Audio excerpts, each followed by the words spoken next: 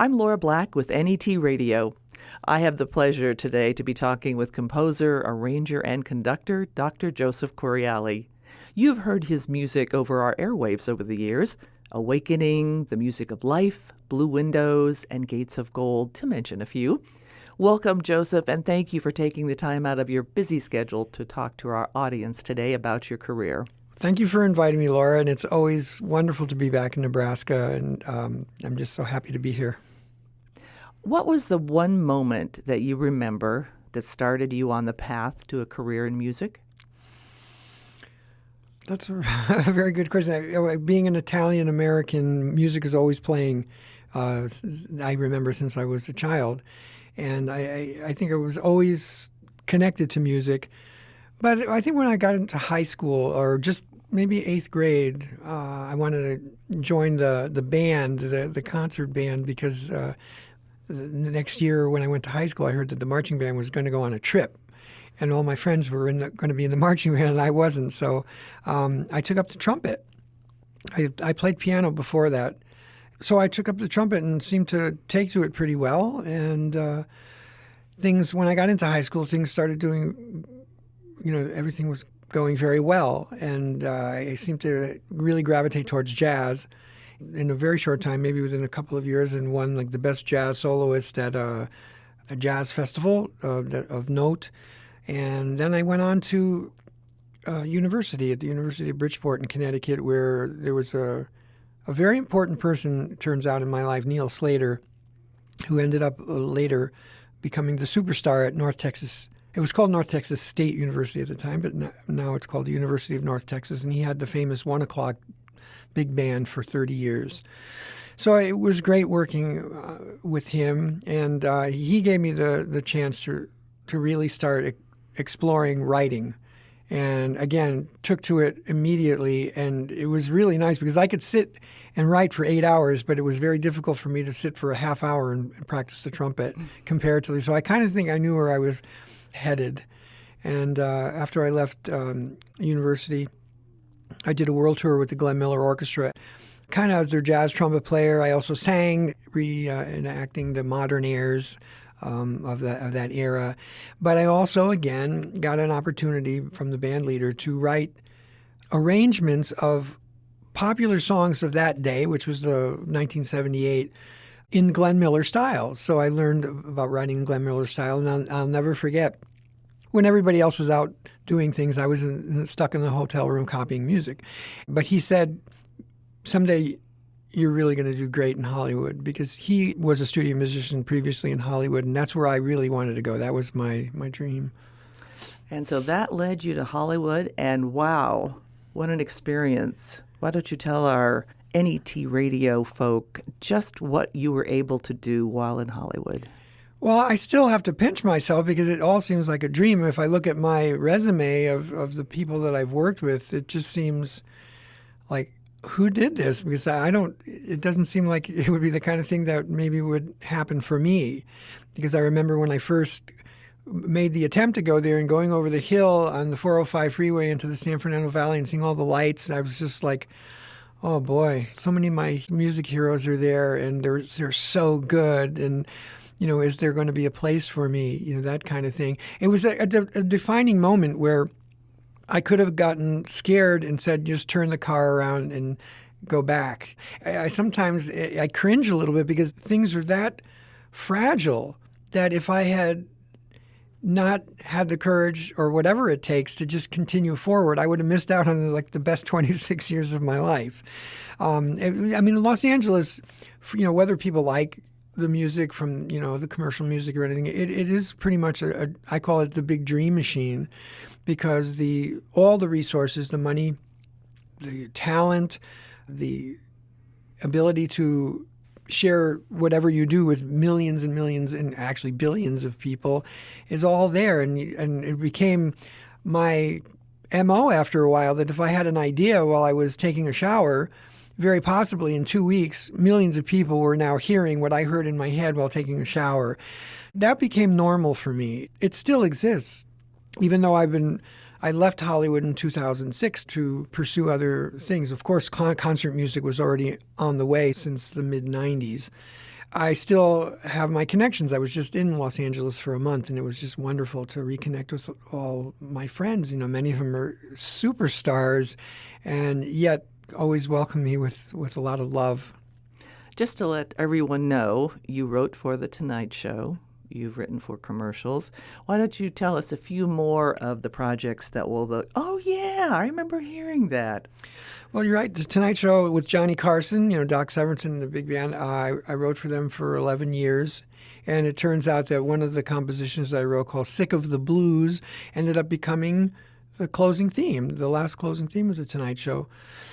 And that gave me some credibility, serious credibility early in my career. And that other work that I was doing as a songwriter, led me to become the first staff songwriter in Columbia Pictures history, which was a huge break for me. Immediately, they were setting up collaborations with me with, Hall of Fame songwriters and all these different artists and stars, and working on movies, with Quincy Jones and Sidney Poitier and the people that would eventually go on to write a lot of the Michael Jackson hits. Which, of course, Michael, later on for me, when was this? 1989, then I had the chance to work with Michael Jackson. It was the very last minute on a tribute to Sammy Davis Jr. because he had cancer, and the community was rallying because they didn't know how much longer he would be alive. And it was a Who's Who television special.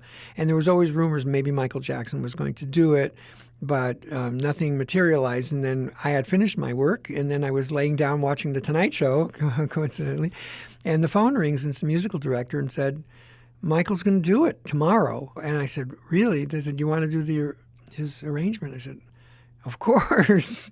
There was a part of me that was going, oh, my God, because it was like about midnight, and I had to stay up all night, write it all night, and they picked it up at 8 o'clock in the morning, and probably 5 in the morning I started crying because I was so tired, and I just knew, there can't be any mistakes. It has to be perfect because he's only going to do a couple of run-throughs, and then it's going to literally go out to billions of people. So that, Michael Jackson, Ray Charles. I did the last Frank Sinatra special, and that one did work with, Ray Charles and Patti LaBelle and fun things. Through that, I got to work with Patti LaBelle in the first gospel special of the Boston Pops. And, of course, I grew up like you did with the Boston Pops being an icon. I got a chance to fulfill a lot of these dreams that when I'm standing next to these people or conducting them, I have to there's a moment of going, oh, my, that's so-and-so. But then I have to snap, too, so I keep my concentration on what I'm doing. Little Richard, since I teach, one of my specialties is teaching the history of rock and roll and popular music, and I got a chance to work with a lot of these people. It's very surreal. That's all I can tell you. I don't really have, to my knowledge, any ego about it because it all just seems like a big dream. That is a fabulous career right there. The jazz, the big band, Hollywood, television, and movie music. And then you started in the world of classical. The first time that I met you was your first CD that you released, and you personally brought it to the station. Right, 1997. Tell us a little bit more about that, coming into the world of classical music. Well, there came a time, even though I loved what I was doing in Hollywood, it's just, you evolve, hopefully.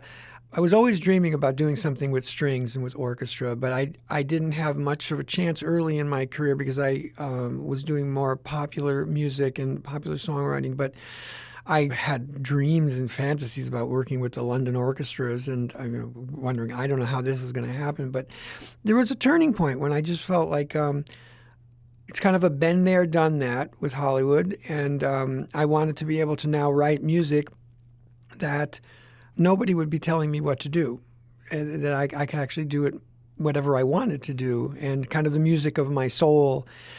But at first, to be real honest, I felt like, well, you don't have anything to say yet. That's how I felt. Nothing was coming, but I knew that some kind of a seed was planted within myself that this was coming up. If I just kind of follow it and meditate on it, think about it. And that was about 1990. In 93, the music started coming, and that's Gates of Gold. And the second movement came first, and the first movement, and then I did the third movement, Call of the Mountain, which is one of the most requested for me, for people, bands and drum corps, and they want to record it. The two they seem to favor are Call of the Mountain and Joy from Awakening. And so I had a near-death experience in Singapore when I was working down there, and I felt like, okay, I don't want to die. I don't want to leave this life or being like one of those people that always says, well, I should have done that. I could have done that. I'm going to go back to Los Angeles. I have this break that I didn't die, and I'm going to unload my bank account, and I'm going to go record Gates of Gold, which was my first big composition with either the London Symphony or the Royal Philharmonic. Royal Philharmonic called me back first. So, and I think it's kind of maybe divinely chosen, because I think they actually were the right orchestra for that piece and for me at that time as well. And so I went off to London and recorded it, not thinking, well, I'm going to be famous or anything, just I have to do this in my life before I leave this life. Mm-hmm. And fortunately, maybe doing it with a pure intention, I was pleasantly surprised when I got back and started playing it for people. It just started taking off. Then an orchestra called the New West Symphony in LA area wanted to do the world premiere. So that was done. And then after doing the first session, I'm going, oh, this is for me. But how am I going to do this? Because I have to raise a lot of money every time to do this. But you know something? 6 months later, I found the money, royalties that were not unpaid, and I got on a plane again, went back and recorded Awakening. And then something else I found, that it was owed to me, and I went back 6 months later or so and recorded Adelina de Maya, and also the Multiples of One, and that was the first CD. And when I released it, I put every one of them in an envelope with my own hand and literally said a little prayer of thanks and love and put it in there, addressed every label, put every stamp on these things, and sent out maybe hundreds of them. And immediately I started to get a response from radio.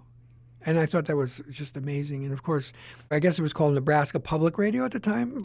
Yeah, the Nebraska Public Radio Network. That's correct. Yeah, that was in 1997. Chris Coates, who was the presenter at that time, he said he just wanted to do a fax interview or something. I said, well, I'll do one better. I wanted to come to Nebraska, so I said, I'll come, myself. And I did. And I think the interview was on my birthday, July 1st in 1997.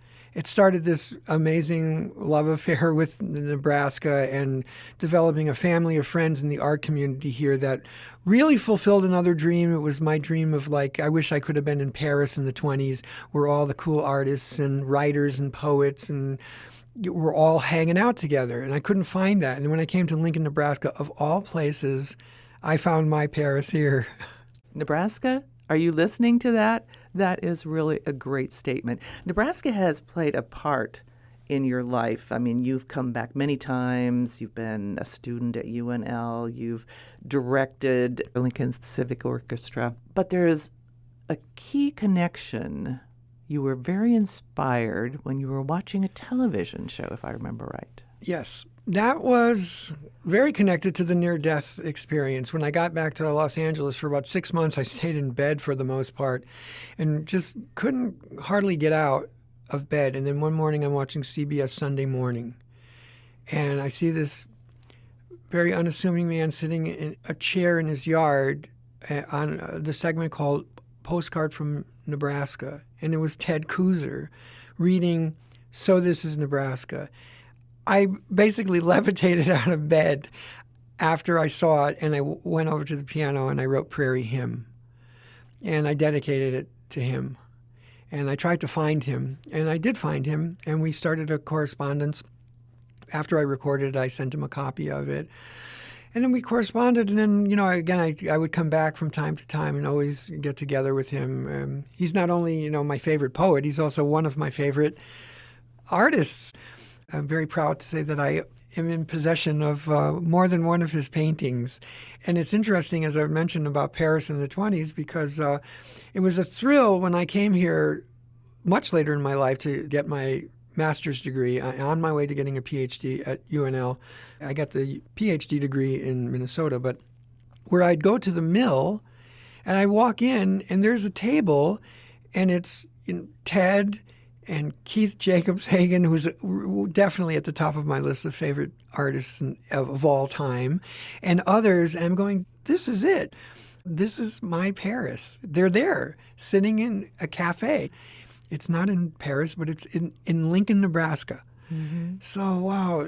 So, Ted was a big inspiration and connection for me.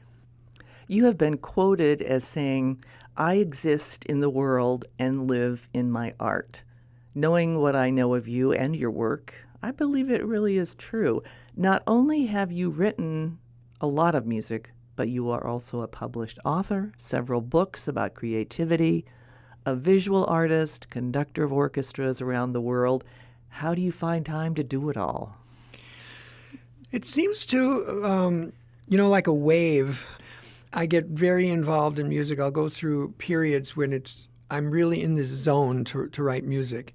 And then that kind of the wave, takes it, I don't want to say downward in a negative, but a kind of a rest period. And but the need to create is very, very strong. So I think it's really important to do this, is just to kind of cleanse my creative palette, say for music, is to step back from it for a while. And sometimes I won't even listen for a while. And then I'll photograph. I did that, again, that photographing was a big part of my therapy, recovering from the near-death experience in, 94, 95.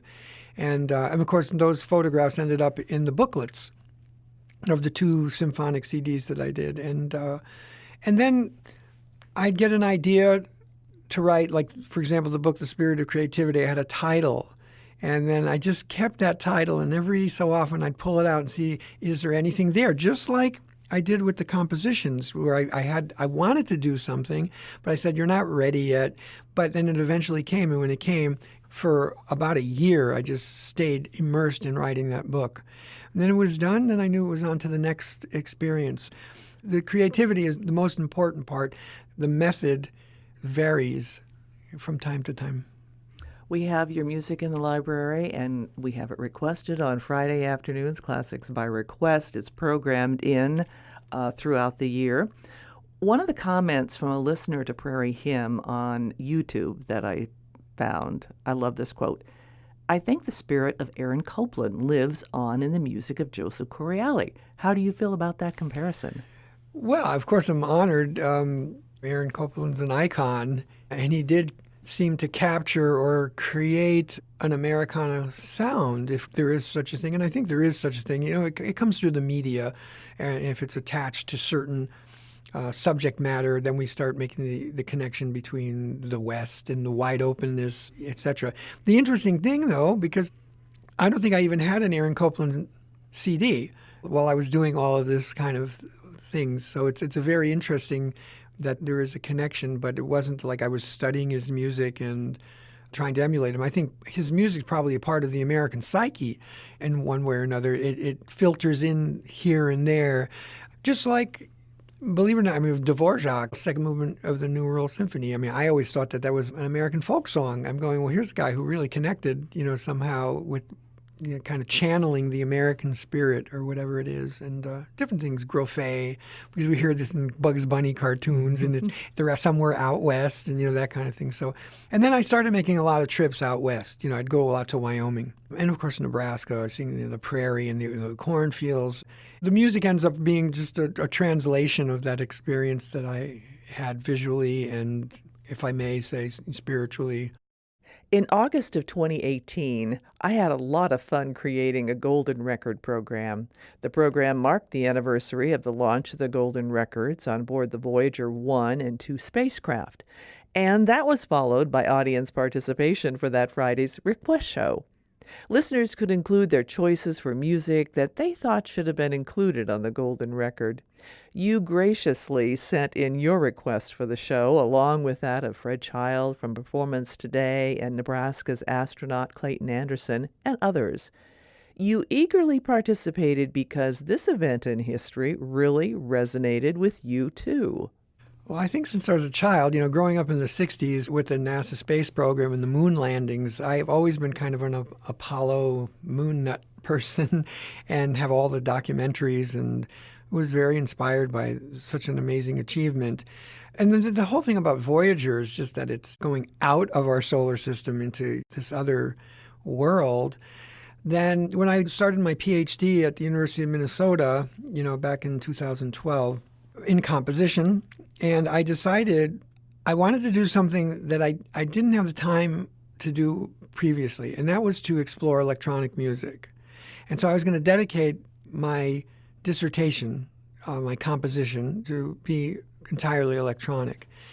I got the idea after a while to do something about the Voyager project. So my dissertation is called Resonant Trajectories, but on the CD that I released it on, it's actually called Voyager. I felt for the academic purposes, Voyager was not the right title, but that's what it was. It was about the Voyager, resonant trajectories, zero G, New Horizons, following the whole Voyager mission. I know that you have a lot of irons in the fire. Can you tell our listeners what they can expect to hear from you in the near future? Well, maybe not so coincidentally, something to do with Nebraska. Of course, I love all of Ted Kooser's poems, but the first one, of course, is still close to my heart, which is So This Is Nebraska.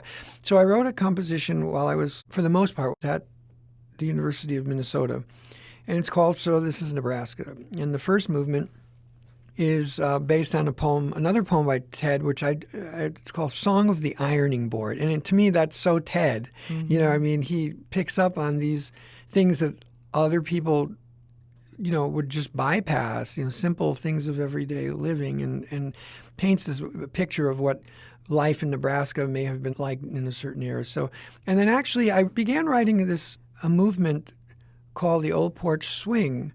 And it was back around the time, it was in 2007 when I was here for a visit. I was visiting Lincoln Southeast High School. Well, I had some quiet time in the home of a very special friend. I started writing this. I had read a short story that you wrote, and in a wonderful book that you gave me, a compilation of writings, I think, of people from Nebraska. I forgot the name of the book. The Rural Voices.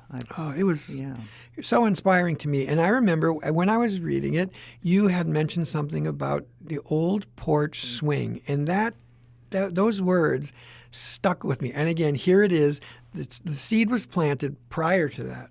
That was probably 2002 or 2003, the latest. And I just left it there, and it's just like incubating. And then when I was in Nebraska, in my friend's home, it started coming.